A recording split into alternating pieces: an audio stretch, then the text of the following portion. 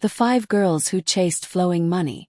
In the loud, restless city of Port Harcourt, where lights never slept and money whispered louder than conscience, there were 5 girls known by everyone, but truly known by no one. They called themselves the Daughters of Ease. Ada, Ifyinanya, Zainab, Saad and Kemi. They were beautiful, bold and hungry, not for food, but for a life where money flowed like rainwater in the gutters after a storm. They laughed at struggle, mocked patience, and believed one thing: there is no price too high for a soft life. They moved with rich men, young, old, married, it did not matter. As long as the money came like water, they did not ask questions. But questions have a way of waiting. The man who smiled too calmly. One night, a man began to appear among their circles. He was young, handsome, quiet, too quiet. His name was never clear, but his money was loud.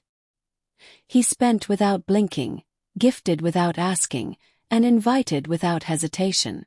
The girls called him Blessing. But Ada felt something strange. Still, when he looked at her and said softly, "Come to my party. You deserve more than this life you're living," she smiled, 'cause she thought she had won. The party where silence lived. The party was beautiful but wrong. Music played but it felt distant. Laughter echoed, but no one truly smiled. Drinks flowed endlessly. Ada drank. That was the mistake. The night that changed everything. When she woke up, the world had shifted. Nothing looked the same. Nothing felt the same. She became rich, yes. Money came faster than ever before. Gifts, transfers, luxury. Everything. But inside her something had broken. Her dreams turned dark. Her body felt heavy with something unseen. Her reflection no longer felt like her own. And no matter how much money she touched, peace never came. A mother's voice. Far away in the quiet village of Umuoka, Ada's mother would pray every night. "My child, do not trade your soul for things that do not stay." Ada would always reply, "I hear you, Mama." But she never listened. Till now. The truth revealed. When Ada finally returned home, weak and afraid, her mother took her to an old herbalist, one who understood things that lived beyond the eyes. He listened. Then he spoke slowly. "What you entered is not just a place. It is a binding. A trap of wealth that feeds on life itself." Ada trembled. "Can I be free?" The herbalist nodded, but his eyes were heavy. "Yes, but someone must face them without falling.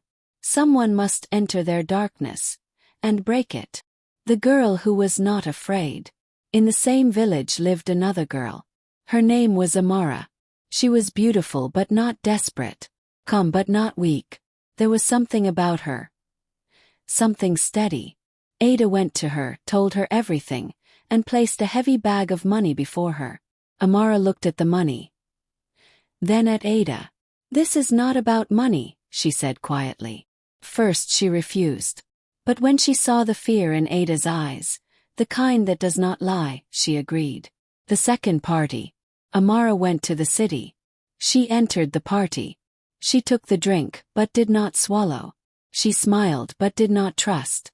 And when they carried her into the dark room, she lay still, pretending, waiting, watching. The breaking of the curse. What came that night was not meant for the living. But Amara did not run. She remembered the herbalist's words. She remembered Ada's tears. And when the moment came, she acted, not with fear, but with strength.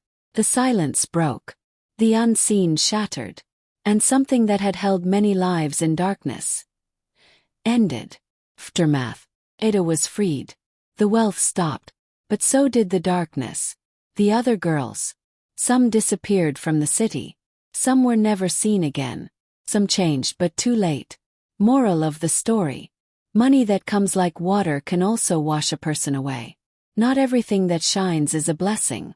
And sometimes the quiet warnings, from a mother, from your spirit, are the only things standing between you and a life you cannot escape.